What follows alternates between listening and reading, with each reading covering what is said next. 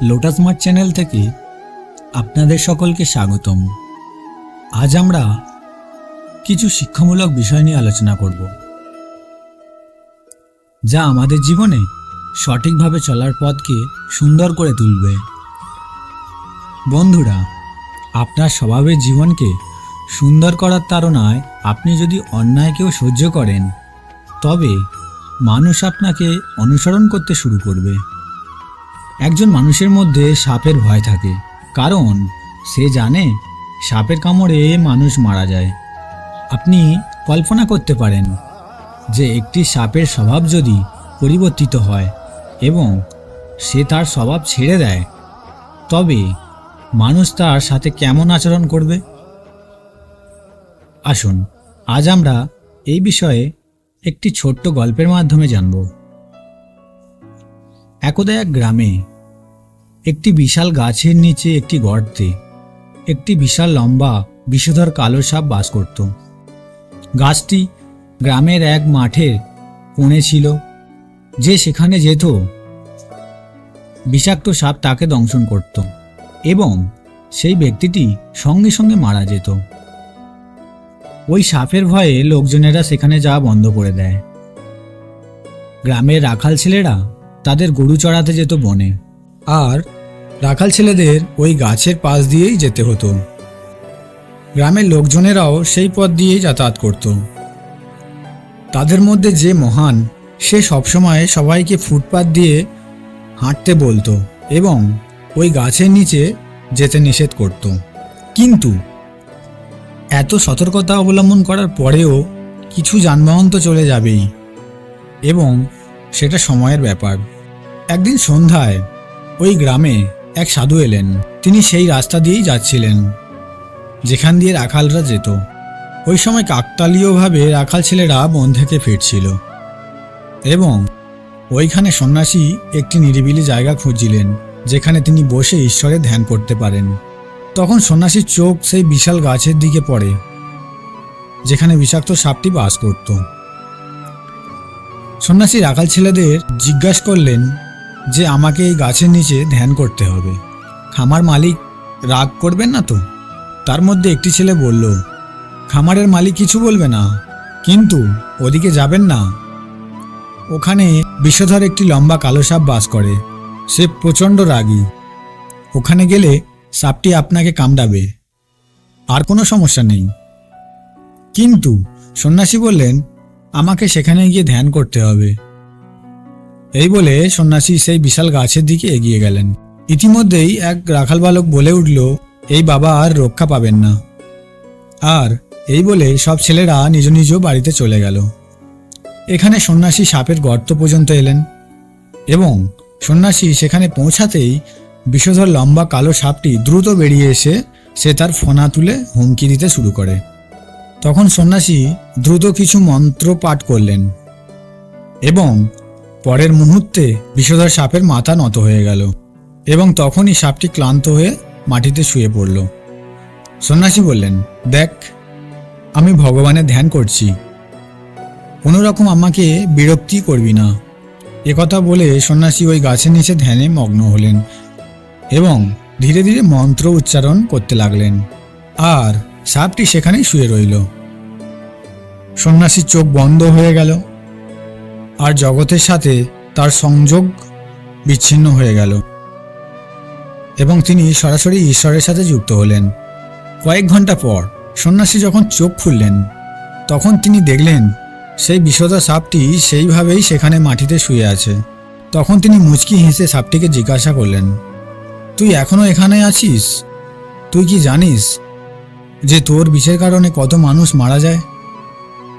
তারপর সন্ন্যাসী আবারও বললেন, আমি তোকে একটি মন্ত্র দিচ্ছি যা তোর স্বভাবকে নম্র করে তুলবে।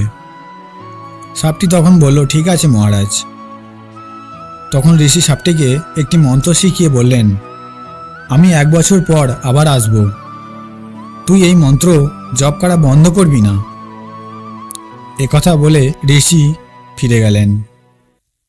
ফেরার সময় রাস্তার পাশে রাখালদের দেখতে পান। ঋষিকে জীবিত দেখে রাখাল ছেলে জিজ্ঞেস করল, মহারাজ, ওই সাপটি আপনাকে কিছু করেনি? রাখাল ছেলেরা অবাক হয়ে ঋষির দিকে তাকিয়েছিল। না, সে আমাকে কিছুই করেনি, এবং হ্যাঁ, তবে এখন সে ভালো সাপ হয়ে গেছে। একথা বলে সন্ন্যাসী এগিয়ে গেলেন। কিন্তু রাখাল ছেলেরা একথা শুনে হতবাক হয়ে গেল এবং বিশ্বাস করতে পারল না যে সন্ন্যাসী যা বলছে তা সত্য। কিন্তু সন্ন্যাসীকে জীবিত দেখে তাদের বিশ্বাস করতে হলো। কিছুক্ষণের মধ্যেই এই খবর পুরো গ্রামে ছড়িয়ে পড়ে। তারপর একদিন আসলে কি ঘটেছিল যে একটি রাখাল বালক ঘটনাক্রমে ওই গাছের নিচে সাপের সামনে পড়ে যায়, আর সে সাপের এত কাছে ছিল যে সাপ চাইলে তাকে এক আঘাতেই মেরে ফেলতে পারত। কিন্তু সে ছেলেটিকে কিছু না বলে তার গর্তে ফিরে গেল। অনেকেই নিজের চোখে এসব দেখেছেন এবং বিশ্বাসও করল। তারপর যত সময় গড়িয়েছে, গ্রামবাসীরা দেখল সাপটি খুব শান্ত হয়ে উঠেছে। ধীরে ধীরে গ্রামবাসীরা তার যন্ত্রণাও ভুলে গেছে। এখন সে কাউকে কামড়ায় না। সাপটিও স্বাচ্ছন্দ্যে তার দিন জীবনযাপন করতে শুরু করে। এখন সাপটি ঘাস, ফুল ও ফলমূল খায়। ইত্যাদি খাওয়ার পর যখন তার পেট ভরতে শুরু করলো, তখন সে পশু খাওয়া একেবারেই বন্ধ করে দিল। কিন্তু এই শান্তি তার বেশি দিন স্থায়ী হলো না। সাপটি শান্ত ও নম্র প্রকৃতির অবলম্বন করতে শুরু করলে তার দিন দিন সমস্যা বাড়তে থাকে। এখন যখনই রাখাল ছেলেরা ওই মাঠের পাশ দিয়ে যায়, তখনই সাপকে পাথর ছুঁড়ে মারে। কিন্তু সাপটি এতে বিশেষ মনোযোগ দেয়নি। কখনো কখনো একটি পাথর তার শরীরে কোনো অংশে আঘাত করে এবং সেখান থেকে রক্ত প্রবাহিত হতে শুরু করে। কিন্তু সাধকের মন্ত্রের প্রভাবে তার হৃদয় এত নরম এবং সহনশীল হয়ে উঠেছে যে সাপটি তাদের কখনো কিছু করেনি। কিন্তু ভগবান ওই মানবজাতিকে এক অদ্ভুতভাবে সৃষ্টি করেছেন। মানুষ যে জিনিসকে ভয় পায় তার নাম নিতেও পছন্দ করে না, এবং যে জিনিসকে ভয় দেখায় তাকে তার প্রাণ না নিয়েও ছাড়ে না। এই মানবজাতির সামনে যদি কোনো ক্ষমতাবান ও আধিপত্য বিস্তারকারী থাকে, তাহলে তার সামনে নতজানু হবে। কিন্তু কেউ যদি তার সামনে ভালো ও নম্র আচরণ করে এবং যদি এটি একটি আবেগ হয়ে উঠতে চায়, তবে এটি নিপীড়ন করে এবং তাকে সেই প্রকৃতির অবলম্বন করতে বাধ্য করে যাতে সে সেখান থেকে চলে যায়। একদিন সন্ধ্যায় রাখাল ছেলেরা জঙ্গল থেকে ফিরছিল। এমন সময় তাদের চোখ পড়ে সেই গাছের নিচে শুয়ে থাকা সাপটির উপর, এবং তারা বিষধর সেই সাপটিকে মারতে থাকলো। কিন্তু সাপটি কিছুই করল না। তখন তা দেখে একটি ছেলে ওই সাপটির লেজ ধরে টানতে শুরু করে। এটা দেখে অন্য ছেলেরাও হাসতে লাগলো এবং কিছুক্ষণ ছেলেটিকে উৎসাহ দিচ্ছিল। সাপটির বিষ মোচড়ানোর পরে ছেলেটি সাপটিকে ছেড়ে দিল। বিষধর সাপটি তারপর পাথরের সঙ্গে ধাক্কা খেয়ে সেখানেই অজ্ঞান হয়ে গেল। তারপর রাখাল ছেলেরাও হাসতে হাসতে বাড়ি ফিরে যায়। পরে সাপটির জ্ঞান ফিরলে ধীরে ধীরে তার গর্তে গিয়ে শুয়ে পড়ে। এরপর বিষধরকে গর্ত থেকে বের হতে কেউ দেখেনি। 1 বছর পর সেই সন্ন্যাসী আবার সেখানে এলেন আর বিষধরের গর্তের সামনে এসে ডাক দিলেন। কিন্তু কয়েকবার ডাক দেওয়ার পরেও সাপটি বের হলো না। তখন ঋষি তার তপস্যার শক্তিতে স্বরূপের অবস্থা জানতে চাইলেন এবং তিনি জানতে পারলেন সাপটি তার গর্তে মরে পড়ে আছে। কিন্তু তিনি সাপটিকে মৃত অবস্থায় পড়ে থাকতে দেখে খুব দুঃখিত হন। বন্ধুরা, জঙ্গলে প্রথমে সোজা গাছকেই কাটা হয়, তাই কারো প্রতি অবিচার করবেন না। যখন আপনার উপর অন্যায় করা হয়, তখন আপনার আওয়াজ তোলা আবশ্যক হয়ে পড়ে। সাপের স্বভাব যদি তার আগের অবস্থায় থাকতো, তাহলে সাপটি নিজেকে রক্ষা করতে পারত। কিন্তু তার স্বভাব পরিবর্তনের কারণে সে নিজে মারা যায়। কেউ যদি বিশ্বকে পরিবর্তন করেন, তবে এটি তাকে চূর্ণ করবে। ঋষি যখন সাপের মৃত্যুর কারণ জানতে পারলেন, তখন তিনি কাঁদতে লাগলেন। তিনি ভাবলেন যে আজ পর্যন্ত আমি কোনো পাপ করিনি, কিন্তু আজ আমি কি ধরনের পাপ করেছি যে আমি নিজেই বলতে পারি না যে এটা পাপ নাকি পুণ্য। কোনো পুণ্যবান ব্যক্তি যাই করুক না কেন, সে নিশ্চিতভাবে জানে যে সে পাপ করছে কি পুণ্য করছে। কিন্তু তিনি এমন কিছু কাজ অজান্তে করে ফেলেন, এমনভাবে এমনকি সে নিজেও জানে না যে কোন বিশেষ কাজ তার জন্য পুণ্য বা পাপ। তাই কেউ এমন কাজ করবে না যে সে নিজেও জানে না, এবং অকারণে কাউকে কষ্টও দেওয়া উচিত নয়। ভগবান শ্রীকৃষ্ণ বলেছেন যে দুঃখ আমাদের জীবনের একটি গুরুত্বপূর্ণ অংশ। দুঃখ শুধু আমাদের ভালো মন্দ কাজের ফল নয়, বরং আমাদের জীবনের মানকেও প্রভাবিত করে। আমাদের কাজগুলি আমাদের ভবিষ্যৎ তৈরি করে এবং তা আশেপাশে লোকজনদের প্রভাবিত করে। আর খারাপ কাজের স্বীকৃতি কোনো সাধকের নিয়ন্ত্রণে নয়, জ্ঞানী ব্যক্তির নিয়ন্ত্রণেও নয়। আপনি যতই জাগতিক বন্ধনে আবদ্ধ হবেন, ততই আপনি সমস্যার নিকটবর্তী হবেন। অতএব নিজেকে জাগতিক বন্ধন থেকে মুক্ত করে ঈশ্বরের শরণে যান, তবেই জীবন হবে সুন্দর। একসময় এক বনে এক বৃদ্ধা মা ও তার নাতনি থাকতেন। বৃদ্ধা মা ছিলেন অত্যন্ত দানশীল প্রকৃতির। তিনি সেই বনে হারিয়ে যাওয়া লোকদের সাহায্য করতেন এবং তাদের পথ দেখাতেন। বৃদ্ধা মা এসব করে খুব আনন্দ উপভোগ করতেন এবং বৃদ্ধা মায়ের সারা জীবনে এটি ছিল তার ভালো কাজ। এদিকে আবার বন্ধুরা, যেখানে ভালো আছে সেখানে মন্দও আছে। এই বনে 4 ডাকাত আসতো লুটপাট ও হত্যা করার জন্য। তাদের কাজ ছিল এই বনের মধ্য দিয়ে যাওয়া লোকদের হত্যা করা এবং তাদের সমস্ত জিনিসপত্র ও গয়না লুট করা। এই ডাকাতরা এতটাই নিষ্ঠুর যে কাউকে হত্যা করার আগে তারা দুবারও ভাবেনি। একদিন তারা যথারীতি লুটপাট করছিল, আর লুটপাট করতে করতে সন্ধ্যাও হয়ে গেল। সাথে সাথে বজ্রপাতের শব্দের সাথে প্রবল বৃষ্টি শুরু হলো। 4 ডাকাত সমর্থনের জন্য এদিক ওদিক বনে ছুটতে থাকে। হঠাৎ বৃদ্ধা মায়ের কুঁড়ে ঘর দেখে তারা তার কুঁড়ে ঘরের কাছে পৌঁছে গেল। ডাকাতরা সিদ্ধান্ত নিয়েছিল যে যতক্ষণ বৃষ্টি হবে ততক্ষণ তারা এই কুঁড়ে ঘরে থাকবে এবং বৃষ্টি থামলেই তারা বুড়িকে হত্যা করবে এবং তার সমস্ত অর্থ লুট করবে। তাই তারা মিথ্যা বলে এবং বৃদ্ধা মায়ের কাছে সাহায্য চায়। আর ওই বনে বসবাসকারী বৃদ্ধা মাও এই 4 ডাকাতের কথা অনেক শুনেছিলেন। তাই এক নজরে বুড়িমা ওদের চিনতে পারলেন। ভাবনা প্রবল, কিন্তু বৃদ্ধা মা দুর্বল। তাই বুড়িমা চিনতে না পারার ভান করলেন। বৃদ্ধা মাও ভয় পেয়েছিলেন যদি তিনি প্রতিবাদ করেন তবে ডাকাতরা তাকে মেরে ফেলবে এবং তার সব ক্ষতির কারণ হবে। কিছুক্ষণ চিন্তা করার পর বৃদ্ধা মাও তাদের রাতে থাকার জন্য সাপোর্ট করলেন। তারপর বৃদ্ধা মা সবার জন্য খাবার তৈরি করলেন। যখন সবাই খেতে বসলেন, খাওয়ার সময় বৃদ্ধা মা তার নিজের মতো করে পাপ পুণ্যের কথা তুলে ধরলেন। বুড়িমা বললেন, আমাদের পুণ্য আমাদের কাছেই থাকে। আমাদের জীবনে শেষ তারাই দরকারি হয় যারা আমাদের প্রতিরক্ষা করে। বৃদ্ধা মায়ের মুখ থেকে এমন কথা শুনে 4 ডাকাত জোরে জোরে হাসতে লাগলো। এটা স্পষ্ট হলো যে 4 ডাকাত এই ধরনের পুণ্যের বিষয়ে বিশ্বাস করে না। তাই তারা সবসময় ভাবে যে তারা যা করে সেগুলি পাপ কাজ নয়। অবশেষে বৃদ্ধা মা পণ করে বললেন, বাইরে বজ্রপাত হচ্ছে, সামনের গাছ ছুঁয়ে সবাই কুঁড়ে ঘরে ফিরে আসবে। যার উপর বজ্রপাত হবে সেই হবে পাপী, এবং যে নিরাপদে কুঁড়ে ঘরে ফিরে আসবে সে হবে পুণ্যবান। বুড়িমার কথা মতো প্রথম ডাকাত গেল এবং গাছ স্পর্শ করার পর কুঁড়ে ঘরে নিরাপদে ফিরে এলো। একইভাবে দ্বিতীয়জন গেল, তারপর তৃতীয় গেল এবং চতুর্থ গেল, এবং তারা সবাই নিরাপদে কুঁড়ে ঘরে ফিরে এলো। এবার বৃদ্ধা মা ও তার নাতনির পালা।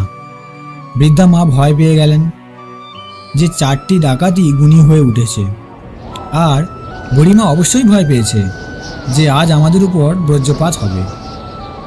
কিন্তু তিনি যে বাজি রেখেছিলেন তা তো পূরণ করতেই হবে। তাই তিনি তার নাতনিকে কোলে তুলে নিয়ে কুঁড়ে ঘরের বাইরে পা দিলেন। সেই সাথে আকাশ থেকে প্রচণ্ড বেগে সেই কুঁড়ে ঘরের উপর বজ্রপাত হলো এবং কিছুক্ষণের মধ্যেই 4 জনই একই জায়গায় মারা গেল। এই গল্প থেকে আমরা বুঝতে পারি যে একজন পুণ্যবান আত্মার সাহায্যে পাপীরা নিরাপদ ছিল, কিন্তু সে আমাদের থেকে দূরে সরে যাওয়ার সাথে সাথে মনে হয়েছিল যে তার সুরক্ষার ঢালটি চলে গেছে। তাই আমাদের সর্বদা ভালো কাজ করতে হবে এবং আমরা যেমন পারি তেমনই ততটাই ভালো কাজ করব। একজনকে এমন লোকদের সাথে বসবাস করা উচিত যারা সত্য এবং ভালো কাজ করে, অর্থাৎ সৎসঙ্গে গিয়ে ভালো কাজ করা উচিত। শাস্ত্রে মানুষের কর্মের গুরুত্ব ব্যাখ্যা করা হয়েছে। একদিন তার শরীর ধ্বংস হয়ে যাবে, কিন্তু সে বেঁচে থাকবে। আমাদের মাঝে পরিচিত হবে শুধুমাত্র তার ভালো কাজের কারণে। পৃথিবীতে মানুষ ভালো এবং মন্দ উভয়ই। সে বিভিন্ন ধরনের কাজ করে, তবে মন্দ কাজ পাপ হিসেবেই পরিচিত। বেদ ও পুরাণে কর্ম ও ধর্মের সাথে যুক্ত করে ব্যাখ্যা করা হয়েছে। ধর্ম মানে পুণ্য এবং ধর্ম মানে একজন ব্যক্তি তার জীবনে যে পাপ পুণ্য করে একদিনে, এক বছরে বা মুহূর্তের মধ্যে তাকে তার ফল ভোগ করতে হয়। জীবিত অবস্থায় বা মৃত্যুর পরেও ভোগ করতে হয়। মানুষ একাকী জন্ম মৃত্যুর চক্রে আটকে পড়ে, পাপ পুণ্যের ফল ভোগ করে এবং একাকী সব ধরনের দুঃখ কষ্ট সহ্য করে। এমনকি একমাত্র ব্যক্তি দ্বারাই মোক্ষ লাভ হয়, কারণ পিতামাতা, ভাই বা আত্মীয় স্বজনের মতো কেউ এই দুঃখের ভাগিদার হতে পারে না। বেদ ও পুরাণ অনুসারে যে ব্যক্তি এই পৃথিবীতে একা জন্মগ্রহণ করে সে মৃত্যুর পরেও একা থাকে, কিন্তু সে মানুষের উন্নতি করে। এমনকি মুক্তিধামে যাওয়ার আগেই তার নিজের পরিবারের সদস্য তাকে ছেড়ে চলে যায়। মুক্তিধামে পৌঁছানোর পর তার মৃতদেহ দাহ করা হয়, কিন্তু শুধুমাত্র তার পাপ এবং ভালো কাজ তার সাথে যায়, যার কারণে সে একাকী কষ্ট পাচ্ছে। এখানে আপনার মনে এই প্রশ্ন আসতেই পারে যে মানুষ যখন মারা যায় তখন এই পৃথিবীতে তাকে কি একাই আসতে হয়? এটা আগে থেকেই আছে, অথবা যদি সে গোপনে কোনো খারাপ কাজ করে থাকে তাহলে কে তার খারাপ কাজ বা তার পাপ বা পুণ্যের সাক্ষী বলে বিবেচিত হবে? শাস্ত্র মতে দিনে যেমন চাঁদ দেখা যায় না এবং রাতে যেমন সূর্য দেখা যায় না, তবে দুটির একটি সর্বদাই উপস্থিত থাকে, যেখানে তাদের অনবরত জ্বলতে দেখা যায় না। ঠিক একইভাবে এই পৃথিবীতে এমন কিছু আছে যা সর্বদা মানুষের কাছে থাকে, তাই মানুষ অবশ্যই তার অপকর্মের শাস্তি পায়। শাস্ত্র অনুসারে যদি কোনো ব্যক্তি ভালো বা খারাপ কাজ করে তবে এটি বিশ্বাস করা হয় যে এতে 4 জন সাক্ষী আছে। ব্যক্তির ভালো মন্দের কাজের সাক্ষী কারা? দিনরাত্রি, সূর্য, চাঁদ, আকাশ আর এই পৃথিবীর জল। কেউ যদি দাতব্য কাজ করে বা অসহায় ব্যক্তিকে সাহায্য করে তবে তা একটি পুণ্য। ধর্মগ্রন্থের দিকে লক্ষ্য করলে দেখা যায় ভালো মন্দ কাজ অনুযায়ী পাপ পুণ্য দেখানো হয়েছে। বলার অর্থ হলো কম বেশি পুণ্য করা গুরুত্বপূর্ণ। তাই পুণ্য অর্জনের জন্য প্রতিটি জীবকে তার কাজের প্রতি মনোযোগ দিতে হবে, কারণ এই কর্মের দ্বারা একজন ব্যক্তির জীবন ধ্বংস হয়, আবার কারো জীবন সাফল্য লাভ করে। যে কর্মের দ্বারা মানুষ বড় হয় তাকে জ্ঞানী বলা হয়। তবে পাপ ও পুণ্যের মাপকাঠি ভগবানের হাতে, কারণ অনেক সময় আমাদের মনে আসে যে হাজার হাজার জীবনকে হত্যা করার পরেও অনেকে সুখী ও সুস্থ জীবনযাপন করছে, কিন্তু পরে হলেও ওই মানুষের ফল ভোগ করতে হয় এবং তাদের সমগ্র জীবন উৎসর্গ করতে হয়। মানব জীবনে আমাদের শুধু ভালো কাজই করা উচিত। আমরা যা করি তা জনকল্যাণের জন্যই করা উচিত, কারণ সময়ের সাথে প্রত্যেকের কাজের হিসাব আছে। অলৌকিক ঘটনা কেবল তাদেরই ঘটে যাদের অন্তরে বিশ্বাস আছে। একা চলার দরকার নেই, যে আজ তোমার সাথে সে কালও তোমার সাথে থাকবে। যদি একজন মানুষ আপনার প্রতি ঈর্ষান্বিত হয় তবে এটি তার দোষ নয়, বরং এটি আপনার ক্ষমতা যা তাকে ঈর্ষান্বিত হতে বাধ্য করছে। অতিরিক্ত চিন্তা করলে আমরা এমনই হয়ে যাই। বিশ্বাসের সাথে প্রার্থনা করুন যে আপনি আপনার হৃদয় থেকে যা চান তা ঈশ্বর আপনাকে দেবেন।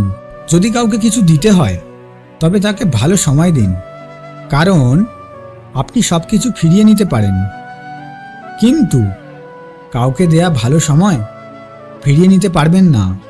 জীবন একটি যাত্রা, এটি আনন্দের সাথে সিদ্ধান্ত নিন। রাজি থাকলে সুখ আছে, না হলে রোজ সমস্যা। যে কোনো ব্যক্তির প্রতি অত্যাধিক সংযুক্তি ক্ষতিকারক, কারণ সংযুক্তি প্রত্যাশার দিকে নিয়ে যায় এবং প্রত্যাশা দুঃখের দিকে পরিচালিত করে। বিশ্বাস রাখুন, আপনি সবসময় আপনার প্রত্যাশার চেয়ে বেশি পাবেন। প্রত্যেকের সময় ধীরে ধীরে পরিবর্তিত হয়, তাই সময়ের সাথে চলতে হবে এবং যতই রোদ থাকুক না কেন, এই চিন্তা করেই প্রতিকূলতার সাথে লড়াই চালিয়ে যেতে হবে। সমুদ্র যতই গভীর হোক না কেন, পৃথিবীকে শেষ করতে পারবে না। দুনিয়া চলে প্রয়োজনের নিয়মে। শীতকালে যে সূর্যের জন্য অপেক্ষা করতে হয় তা গ্রীষ্মেও পুরস্কৃত হয়। অতএব যখন আপনার প্রয়োজন হবে তখনই আপনি মূল্যবান হবেন। হাজার হাজার উপদেশ দিতে আসে, কিন্তু যখন সমর্থন আসে তখন কেবল ঈশ্বরই আসেন। মিথ্যা, প্রতারণা এবং অজুহাত আপনাকে কিছু মুহূর্তের জন্য সুখ দেবে, কিন্তু ভবিষ্যতে আপনাকে এর মূল্য দিতে হবে। একদিন তুমি সময়ের বিরুদ্ধে নয়, নিজের বিরুদ্ধেই অভিযোগ করবে, যা তোমার সামনে সুন্দর জীবন ছিল এবং তুমি পার্থিব সম্পর্কে জড়িয়ে পড়েছিলে। অহংকার সম্পর্কে সবচেয়ে খারাপ জিনিস হলো এটি আপনাকে কখনোই বুঝতে দেবে না যে আপনি ভুল। সমস্যা জীবনের একটি অংশ। যে তার সমস্যাগুলির উপর পা রেখেছিল সে জয়ী হয়, এবং যে তার সমস্যাগুলিকে স্তরে নিয়ে যায় সে ফিরে আসে। আমরা যাকে সবচেয়ে বেশি ভালোবাসি তার কাছে আমাদের কাঁদানোর শক্তি সবচেয়ে বেশি। প্রাণের মৃত্যুর পর শ্মশানে দেহ পোড়ানো হয়, কিন্তু সম্পর্কের মধ্যে যখন ট্রেন চলে যায় তখন মানুষের মনে হিংসা হয়। সেই সম্পর্কগুলো খুব দুর্বল হয়, যা অন্যের কথায় ভেঙে যায়। সুখের কোনো উপায় নেই, সুখী হওয়াই একমাত্র উপায়। সময় কখনো থেমে থাকে না। আজ যদি খারাপ সময় চলতে থাকে, আগামীকাল অবশ্যই ভালো সময় আসবে। আপনি শুধুমাত্র নিঃস্বার্থভাবে কাজ করুন। যারা মিথ্যা বলতে অভ্যস্ত হয়ে গেছে তাদের জন্য সত্য তিক্ত। একটি পরিবার শুধুমাত্র একসাথে থাকার মাধ্যমে নয়, ভালোবাসা, শ্রদ্ধা এবং যত্নের দ্বারা তৈরি হয়। চন্দন গাছ তার সুগন্ধের জন্য সারা বিশ্বে পরিচিত, কিন্তু বিশ্ব প্রায় এটি ভুলে যায় যে একই চন্দন গাছে সবথেকে বিষাক্ত সাপ বাস করে। যে কারণে বাইরে থেকে কখনো কখনো কেউ মিষ্টি কথা বললেও তার ভিতরেও শত্রুর অনুভূতি হতে পারে। তাই ভালো চিন্তা করেই কাউকে বিশ্বাস করুন। ভালোবাসা মানে চাহিদা পূরণ করা নয়, সবসময় একে অপরের সুখে দুঃখে পাশে থাকা এবং একে অপরের অনুভূতি বোঝা। আপনি যখন অর্থ উপার্জন করেন তখন আপনার ঘরে জিনিস আসে, কিন্তু আপনি যখন কারো আশীর্বাদ অর্জন করেন তখন অর্থের সাথে সাথে সুখ, স্বাস্থ্য এবং ভালোবাসাও আসে। যা আমাদের হাতে নেই তাও আসে। তাই এ নিয়ে দুশ্চিন্তা করে লাভ নেই। যে একবার অপমান সহ্য করে সে একজন মানুষ, যে দ্বিতীয়বার অপমান সহ্য করে সে মহাত্মা, এবং যে তৃতীয়বার অপমান সহ্য করে সে মূর্খের সংখ্যায় আসে। সম্মানিত ব্যক্তির জন্য অপমান মৃত্যুর চেয়েও বড়। আত্মা জন্ম নেয়, মরে না। দেহ বিনষ্ট হলেও তা বিনষ্ট হয় না। পরিবর্তনই পৃথিবীর নিয়ম। যাকে তুমি মৃত্যু বলে মনে করো তা আসলে জীবন। না এই দেহ তোমার, না তুমি দেহের মালিক। এই আগুন, জলবায়ু, পৃথিবী এবং আকাশ, এতেই সমস্যার সমাধান পাওয়া যাবে। যখন মেজাজ খারাপ থাকে তখন খারাপ কথা বলা উচিত নয়, কারণ মনটাই সবার পরে। কিন্তু কথাগুলো একবার বলা হয়ে গেলে কোনো কিছুই কখনো নিরাময় করা যায় না। ঈশ্বর যখন মানুষকে পরীক্ষা করেন তখন তিনি মানুষের শক্তিও বাড়িয়ে দেন, যাতে সে আরও বুদ্ধিমান ও শক্তিশালী হয়ে ওঠে। একা দাঁড়ানোর সাহস রাখুন, কারণ এই পৃথিবী আমাদের জ্ঞান এবং প্রজ্ঞা দিয়েছে, কিন্তু আমরা কষ্ট পেলে সে কখনো আমাদের সমর্থন করে না। বড় হলে সাফল্যও বড় পাবেন। গরম কড়াইতে এক ফোঁটা জল পড়লে তা নষ্ট হয়ে যায়, আবার পদ্ম পাতায় পড়লে তা চকচক করে। আসনের উপর পড়লে নিজেই মূর্তি হয়ে যায়। জলের ফোঁটা একই, কিন্তু পার্থক্য শুধু অবস্থানের। তাই কে কি বলে তাতে কিছু আসে যায় না। যা ভালো এবং যা সত্য তাই করুন। কাউকে অন্ধভাবে বিশ্বাস করবেন না, কারণ এই পৃথিবী আপনার বিশ্বাস রাখার জন্য যথেষ্ট নয়। সময় হলো সেই স্কেল যা খারাপ সময়ে আপনার ওজন বলে। একটা কথা একেবারেই সত্য যে আমরা নতুন মানুষদের নিয়ে যত খুশি হই না কেন, তারা যখন আমাদের হৃদয়ে আঘাত করে তখন শুধু আমরা পুরানোদেরই মনে রাখি। যদি তুমি তোমার মন থেকে এই সব কিছু মুছে ফেলো, আমার, তোমার, বড় বা ছোট, তোমার নিজের এবং অন্যের, সব কিছু তোমার এবং তুমি সবার, এই সব বিষয়ে আপনি যত বেশি নজর রাখবেন আপনি তত বেশি সমস্যায় পড়বেন। আর যেদিন তুমি মানুষের যত্ন নেওয়া বন্ধ করবেন, মানুষ তোমাকে কষ্ট দেওয়া বন্ধ করবে। আপনি যদি সঠিক হন তবে আপনার রাগ করার দরকার নেই। আপনি যদি ভুল হন তবে আপনার রাগ করারও অধিকার নেই। রেগে যাওয়ার পর দোষ কারোরই থাকুক না কেন, যে খুব ভালোবাসে সে প্রথমে কথা শুরু করে। এটা তিক্ত হলেও সত্য যে যখন প্রয়োজন হয় তখন মানুষ সম্পর্ক ছাড়াই সম্পর্ক তৈরি করে, এবং প্রয়োজন শেষ হলে সম্পর্ক থেকেও মুখ ফিরিয়ে নেয়। আপনি সেই একজন যিনি ভুল করেছেন এবং ক্ষমার যোগ্য। যে ব্যক্তি দুনিয়ার ভালো জিনিসগুলোকে উপেক্ষা করে, শুধু নেতিবাচক বিষয়ের দিকে মনোযোগ দেয়, সে যেন একটা মাছি যা সারা শরীরে ছেড়ে দিলেও শুধু ক্ষতের উপর বসে থাকে। যারা আপনাকে হিংসা করে তাদের ঘৃণা করবেন না, কারণ তারাই সেই একই লোক যারা স্বীকার করেছে যে আপনি তাদের চেয়ে ভালো। কেউ যদি একা থাকে তার মানে এই নয় যে তাকে কেউ পছন্দ করে না, বরং সে একা কারণ সে পৃথিবী শিল্প শিখেছে। যে ব্যক্তি ধৈর্য ধারণ করে তার শক্তি আছে, কেউ তার শক্তির সাথে প্রতিদ্বন্দ্বিতা করতে পারে না। তাই হাসতে থাকো, তাহলে পৃথিবী তোমার সাথে আছে, নইলে চোখে জলও স্থান পাবে না। আপনাকে সুখের সন্ধান করতে হবে, কারণ বিশ্বের যে কেউ দুঃখী হতে পারে। মনে রেখো, প্রতিটি সম্পর্কই পাখির মতো, শক্ত করে ধরে রাখলে মারা যায়, আলগা করে ধরলে উড়ে যায়, কিন্তু ভালোবেসে ধরে রাখলে বেঁচে থাকে। আমরা সিমেন্ট থেকে একটি শিক্ষাও শিখি যে সংযোগ করার জন্য নম্র হওয়া গুরুত্বপূর্ণ এবং সংযুক্ত থাকার জন্য সুস্থ থাকাও গুরুত্বপূর্ণ।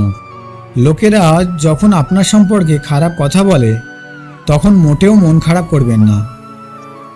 আসলে আপনাকে গুরুত্ব দেওয়ার জন্য অন্য কোনো উপায় তারা জানে না। কখনো কখনো এমনও হয় যে লোকেরা অন্যকে উৎসাহিত করে আর তারা নিজেরাই সংযোগ বিচ্ছিন্ন করে। কাউকে অবিচলভাবে বিশ্বাস করা উচিত নয়, কারণ লবণ এবং চিনির রং সবসময় একই হয়। সম্পর্ক যতই গভীর হোক না কেন, মানুষের কঠিন সময় আয়নার মতোই থাকে। একজন দরিদ্র মানুষকে তার নিজের কষ্টের সাথে লড়াই করতে হয়, তাকে তার পরিস্থিতির উন্নতির জন্য কঠোর পরিশ্রম করতে হয়। এটাই জীবন। এটি অনেক রং দেখাবে, কখনো এটি আপনাকে কাঁদাবে, আবার কখনো এটি আপনাকে হাসাবে। সম্মানের লড়াইয়ে যদি কখনো একা থাকতে হয় তবে ঠিক আছে, কিন্তু নিজেকে কখনো কারো সামনে ভেঙে পড়তে দেবেন না, কারণ আপনি যখন অন্যকে সম্মান করবেন তখনই আপনি অন্যের কাছ থেকে সম্মান পাবেন। সবার বুদ্ধি আছে, এখন ধূর্ততা বা সততা প্রদর্শন করা আমাদের মূল্যবোধের উপর নির্ভর করে, কিন্তু চতুরতা মাত্র 4 দিনের জন্য জ্বলে। এবং সততা সারা জীবন জ্বলে। একা হাঁটা খুব কঠিন, কিন্তু একা নেওয়া প্রতিটি পদক্ষেপ আপনার উদ্দেশ্যকে শক্তিশালী করে এবং আপনার ব্যক্তিত্বকে উন্নত করে। আপনি যদি জীবনে কিছু অর্জন করতে চান, তবে আপনার সমস্ত মনোযোগ এবং শক্তি এতে ফোকাস করুন এবং সবকিছু অবশ্যই অর্জন করা হবে।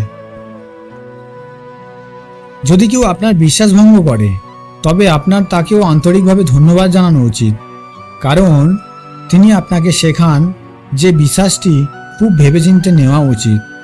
যদি কোনো মানুষ আপনাকে খারাপ সময়ে ছেড়ে চলে যায়, তাহলে ধরে নিন সে কখনোই আপনার সাথে ছিল না এবং সে কখনোই জ্ঞানী ব্যক্তি ছিল না। সে এর প্রতিশোধ চায় না, কারণ সে জানে যে সঠিক সময় এলে ঈশ্বর সব কিছুর হিসাব করেন। ভুল পথে দৌড়ানোর চেয়ে সঠিক পথে আরামে হাঁটা ভালো। জীবনের দৌড়ে যারা দৌড়ে তোমাকে পরাজিত করেনি, তারা তোমাকে ভেঙে পরাজিত করার চেষ্টা করে। স্বপ্ন যত বড়, কষ্টও তত বড়, আর কষ্ট যত বড়, সফলতাও তত বড়। যদি কোনো দুঃখী মানুষের মুখে হাসি ফোটে আর আপনি তার কারণ হন, তাহলে বিশ্বাস করুন, পৃথিবীতে আপনার চেয়ে গুরুত্বপূর্ণ আর কেউ নেই। সময় মানুষকে সফল করে না, সময়ের সঠিক ব্যবহারই মানুষকে সফল করে। আপনার ভাগ্যে লেখা নেই এমন কিছুর জন্য জেদ করতে শিখুন। আপনার ভাগ্যে যা লেখা নেই তা অর্জন করতে শিখুন। যদি আপনার হৃদয় প্রবৃত্ত হয় এবং আপনার উদ্দেশ্য সঠিক হয়, তবে বিশ্বাস করুন যে ঈশ্বর কোনো না কোনো আকারে আপনারই। যে ব্যক্তি স্পষ্টভাবে এবং সরাসরি কথা বলে, তার কড়া কথা থাকতে পারে, কিন্তু এমন ব্যক্তি কখনোই আপনার সাথে বিশ্বাসঘাতকতা করবে না।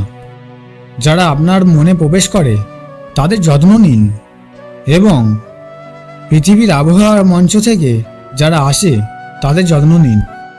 জীবন পরিবর্তনের সাথে সাথে সব কিছু পরিবর্তন হয়। সুখ দুঃখ আসে যায়। একা হেঁটে সামনের দিকে এগিয়ে যাওয়া সহজ নয়, তবে হাল ছেড়ে না দিলে শেষ পর্যন্ত অনেক সাফল্য আসবেই। জীবনের উপার্জন সম্পদ দিয়ে মাপা হয় না, শেষ যাত্রায় ভিড় দেখায় আয় কেমন ছিল। সঠিক সিদ্ধান্ত নেওয়া ক্ষমতা নয়, সিদ্ধান্ত নেওয়া এবং তা সঠিক প্রমাণ করাই ক্ষমতা। পার্থক্য শুধু আপনার চিন্তাধারায়। নইলে সমস্যা আসে আপনাকে দুর্বল করতে নয়, বরং আপনাকে শক্তিশালী করতে। আপনার স্বপ্ন যদি বড় হয়, তবে আপনার সংগ্রাম ছোট হবে কিভাবে? জীবনে কখনোই এই দুটি জিনিস নিয়ে গর্ব করবেন না। একটি হলো অর্থ এবং অন্যটি চেহারা, কারণ দারিদ্র্য আসতে সময় লাগে না এবং চেহারা পরিবর্তন হতে সময় লাগে না। জীবনের সবচেয়ে দামি জিনিস হলো আপনার বর্তমান, যা একবার চলে যায় তাহলে আমরা দুনিয়ার সম্পদ দান করলেও তা কিনতে পারি না। এমনকি অর্থহীন মনে হয় যদি আপনাকে অভিনন্দন জানানোর মতো কেউ না থাকে। একজন অহংকারী ব্যক্তির জন্য কোনো ঈশ্বর নেই, ঈর্ষান্বিত ব্যক্তির কোনো প্রতিবেশী নেই এবং রাগান্বিত ব্যক্তির কোনো বন্ধু নেই। সেই ব্যক্তিকে কখনো বিশ্বাস করো না যে তোমাকে অন্যের গোপন কথা বলে। তার সাথে কিছু করো না, কারণ এমন সময় এলে সে তোমার গোপন কথা অন্যকে জানাতে এক মুহূর্তও ভাববে না। আপনি সবসময় মনে করেন যে কারো খারাপ লাগবে না, কিন্তু কেউ কি কখনো ভেবে দেখেছেন যে কেউ কি বলে কিনা? আপনিও জীবনে এই জিনিসগুলি সম্পর্কে খারাপ অনুভব করতে পারেন। তাই সর্বদা এসব লোকদের থেকে দূরে থাকুন। জীবনে কোনো কাজ করার আগে ঈশ্বরকে একবার স্মরণ করা জরুরি। আমি যা করতে যাচ্ছি তা ঈশ্বরের কাছে গ্রহণযোগ্য হবে কিনা। এতে করে আপনি জীবনে কোনো ভুল কাজ করবেন না। যে ব্যক্তি আপনাকে সত্যিকারের ভালোবাসে, সে কেবল আপনার সম্পর্কে খারাপ কথা বলতে পারে, তবে কখনো আপনার সাথে খারাপ কাজ করতে পারে না, কারণ তার অসন্তুষ্টিতে আপনার জন্য উদ্বেগ এবং তার হৃদয়ে আপনার জন্য সত্যিকারের স্নেহ রয়েছে। তুমি যতই মহান হও না কেন, তোমার মধ্যে মনুষ্যত্ব না থাকলে সব কিছুই বৃথা। তেল ছাড়া যেমন প্রদীপ জ্বলতে পারে না, তেমনি ঈশ্বরের আশীর্বাদ ছাড়া মানুষ জীবনে সফলও হতে পারে না। রাবণের জীবন থেকে একটা জিনিস শেখা যায়, এটা কি তোমার ভাই নাকি বন্ধু? জীবনে কাউকে ততটা কষ্ট দাও যতটা তুমি সহ্য করতে পারো, কারণ কষ্ট দেওয়ার মধ্যে অনেক মজা আছে। কিন্তু যখন নিজের কথা আসে তখন মনে হয় নিজেকে কাঁদতে হয়। কাউকে ধোঁকা দিয়ে নিজেকে চালাক ভাববেন না, বরং ভাবুন সেই মানুষটি আপনার প্রতি কতটা আস্থা রেখেছিল। প্রকৃতির একটি নীতি আছে, যা মানব সমাজ এমন যে আমি তাকে পশু বললে সে রেগে যায়, আর আমি তাকে সিংহ বললে সে খুশি হয়। কেউ যদি আপনাকে অন্ধভাবে বিশ্বাস করে, তবে আপনি তার বিশ্বাস ভঙ্গ করেন। তাকে কোনোভাবে অন্ধ মনে করবেন না। পথ অবশ্যই কারো পরামর্শে পাওয়া যায়, কিন্তু গন্তব্যে পৌঁছানো যায় নিজের পরিশ্রমে। সব কিছু অতীত হয়ে যায় যদি কোনো ভুল হয়ে থাকে। তাই এ নিয়ে দুশ্চিন্তা না করে আসুন বর্তমানকে উন্নত করি এবং ভবিষ্যতের উন্নতি করি। পরিশ্রম যদি অভ্যাসে পরিণত হয়, তবে সাফল্য ভাগ্যে পরিণত হবে। পরে আফসোস করার চেয়ে একবার চেষ্টা করা ভালো। সুখী থাকার একটাই মন্ত্র, শুধু নিজের থেকে আশা রেখো, অন্য কারো কথা শুনে নয়। যে মানুষ কখনোই তোমার মূল্য বুঝবে না, তার জন্য তুমি সবসময় উপস্থিত। হোঁচট খাওয়ার অর্থ এই নয় যে আপনি হাঁটা থামান, তবে হোঁচট খাওয়ার অর্থ হলো সময় আপনার জন্য অপেক্ষা না করলে সাবধান হওয়া উচিত, এবং অন্যের দাস হয়ে সুখী হওয়ার পরিবর্তে আপনার উচিত স্বাধীন হওয়া এবং নিজের দুঃখের মুখোমুখি হওয়া। বন্ধুরা, ভিডিওটি এই পর্যন্তই। আবার আসছি পরের ভিডিও নিয়ে। আপনারা ভালো থাকুন, সুস্থ থাকুন এবং নিজেদের খেয়াল রাখুন। জয় শ্রীকৃষ্ণ।